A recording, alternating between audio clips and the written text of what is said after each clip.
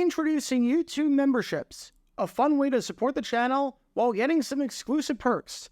Click the join button to become a member now and get benefits like badges next to your name on videos, behind-the-scenes photos, advantages during the live trivia game, discounts on merchandise, private one-on-one video chats, the ability to request future video topics, and exclusive 8 to 10 minute videos on the history of the NFL. And now, on with our feature presentation. I've had a lot of people who ask me, what's the dumbest single play in Jaguars history? What's the dumbest play call that a coach ever made? And oh man, there are a lot of different options that you can go with. Calling a bubble screen to Allen Hurns on 4th and 2 against the Packers in the 2016 season opener, even though there were 2 defenders and 2 receivers, with one of them being Hurns, meaning that by default, for that play to work, Hurns would have had to have broken a tackle. The awful goal line call at the end of Week 2 of the 2019 season against the Houston Texans, when Gardner Minshew led the Jags down the field. And then, the team decided, wait a second, let's give it to Fournette right up the middle on the 2-point conversion. The decision with no time left at all in the first half in Week 2 of the 2020 season to try a squib kick instead of just booting it out of the end zone. The Titans would have taken a knee, but because of the squib kick gone horribly wrong, they are able to kick a field goal and get points out of nothing. Calling 4 straight runs to Dobie Gerhart at the goal line in the 2015 London game against the Buffalo Bills, which you can learn more about by clicking the card in the upper right corner. I mean, I could go on and on. There is a lot of crap to choose from with this team. However, none of those would be my pick. They're all terrible, and they're all uniquely awful in their own way, and I lost hair on all of them. But none of them are as bad and as controversial as this. When I first created this Dumb Decision series back in 2019, I knew that if this series was successful, that it was an avenue to eventually have a chance to talk about this play in particular. This was the play that basically got Jack del Rio fired. This was the play that had my 9th grade self absolutely furious, and it still ticks me off 12 years later. For my money, in the 29-year history of the franchise, this is the worst play call the Jaguars have ever made. And since the Jaguars and Browns are playing each other today, if you're watching as of this video getting released, it feels like as good of a time as ever to talk about it.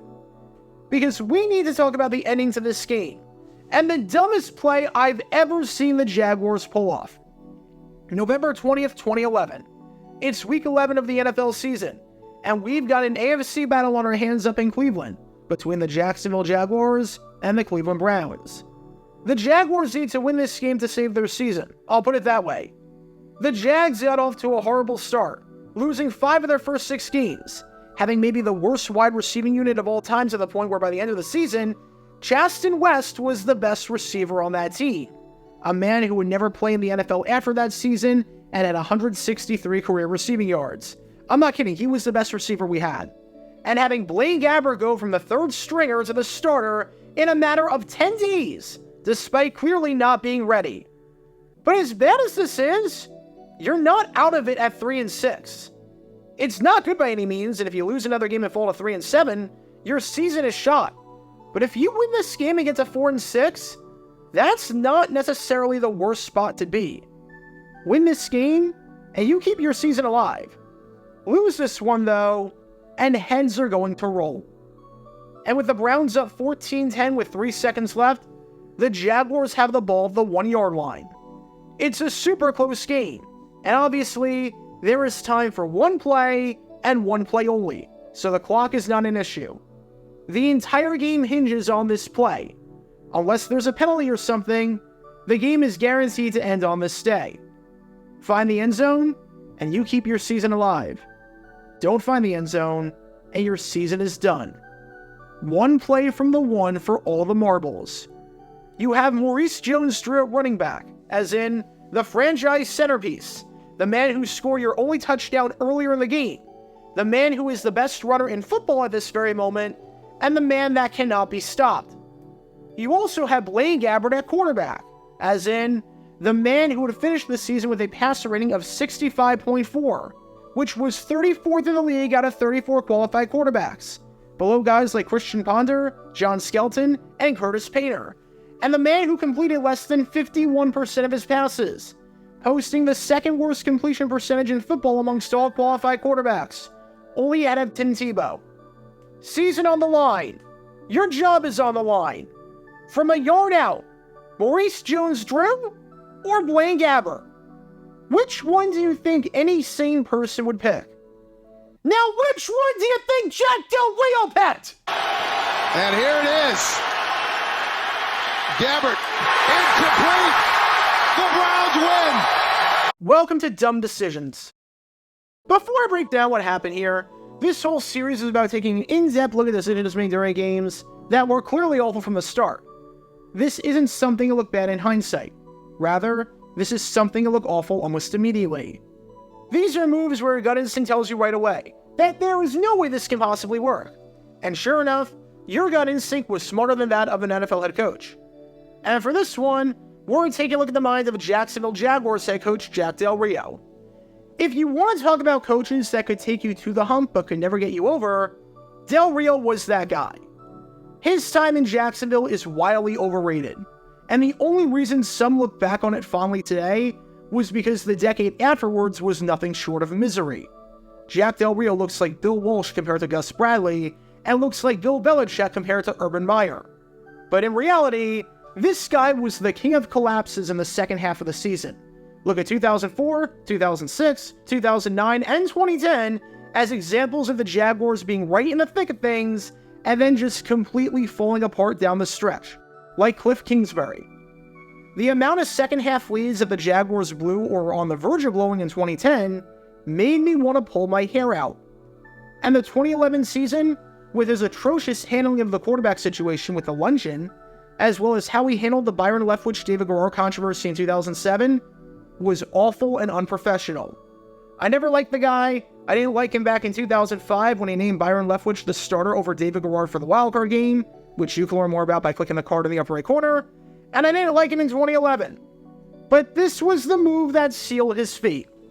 1 week later, Del Rio would be fired, and with a call like this, it's not hard to see why. So with that being said, let's take a look at why throwing the ball at the goal line with Blaine Gabbert as your quarterback is a really bad idea. It boils down to this. At the end of the day, you want the ball to go into the hands of your best player. In basketball, if you're trailing by a point and you're drawing up a play off the inbound, you're drawing it up for LeBron, and not the rotational player that hasn't scored all game. In soccer, if you have a penalty kick, you're drawing it up for the striker who can drill penalties, and not the goalkeeper who has never taken a penalty in his life. If you put the ball in the hands of your best player, good things usually happen. And if you put the ball in the hands of your worst player, bad things usually happen. That seems like common sense, but apparently not in this case. Apparently not for freaking Jack del Rio. Because here, the Jaguars had two options. Option one was to give the ball to this man right here. Do you know who this guy is? This is Maurice Jones-Drew, as in, one of the greatest Jaguars of all time, and at this point, quite possibly, the best running back in pro football. Seriously, if we're talking about the best running backs during the turn of the decade from 2009 to 2011, while there are a ton of good candidates, especially in the AFC South alone with guys like Arian Foster and Chris Johnson, MJD might be the best of the bunch. After 2 straight Pro Bowl seasons with over 1,300 yards rushing, he was named a Pro Bowler and an AP First-Team All-Pro in 2011 after leading the league with over 1,600 yards rushing. The Jags' starting offense on this day was brutal. You had Blaine Gabbert at quarterback, Mike Thomas and Jason Hill at wide receiver, and Mercedes Lewis and Zach Potter at tight end. And Lewis was awful in 2011. He was a drop ball machine, had butterfingers for hands, and failed to score a single touchdown. You also had guys like Jared Dillard and Chasten West at wide receiver. This team was completely depleted of talent. But you know who they did have? You know who actually was an NFL player? Maurice Jones-Drew. From a yard out, if you give him the ball, odds are he's going to score. How do we know this? Aside from the fact that he's a strong running back that's been doing this his whole career, because he literally did this earlier in the game. Seriously, the only touchdown that the Jaguars scored all day was from Maurice Jones-Drew. When needing 1 yard to pick up the first down, he bowled his way into the end zone for a score. On the day, MJD had run the ball 21 times. He picked up at least 1 yard on, get ready for this, 20 of his 21 runs, with the other one going for no gain. Not once during the entire contest did he lose yards on a run. On more than 95% of his carries, he advanced the ball past the line of scrimmage. Even when the Browns knew what was coming, they couldn't stop it. There were 5 situations during the game where the Jags needed a yard, and they handed it off to MJD. On all 5 of them, the Jaguars got the first down. And look, if you get stuffed on this play, if you can't punch it in down by the goal line with MJD, fair play, and you just tip your cap to the Browns. But in no universe is throwing the ball here the right call, especially when the second option was to throw the ball with Blaine freaking Gabbert. Be honest, who do you trust more with the game on the line? Maurice Jones-Drew from a yard out, the man who is the best running back in football and is on pace to be the leading rusher in the league? Or the rookie quarterback that stinks and earlier in the game did this? Shotgun, 3rd down, 8. Gabbert's got it. Pressure coming, and Jabal Sheard's going to get him. As Gabbert throws the ball backwards, the 23-yard line. Jabal Sheard blew off the left side, chased him all the way around the corner, had him, and when he was bringing him down... Seriously, how can you possibly watch that play and think to yourself, yeah, with the fate of our season on the line, don't give me MJD, give me Blaine Gabbert. It's not as though you already tried to pass by the goal line on the previous play and it failed. Oh wait, it did! I'm not going to fault Gabbert for that one, seeing as Jason Hill just dropped the ball on 2nd down. Man, I had high hopes for Hill after that catch he had against the Raiders to open up the second half in 2010, but that was fool's gold. But still, you got your passing play in.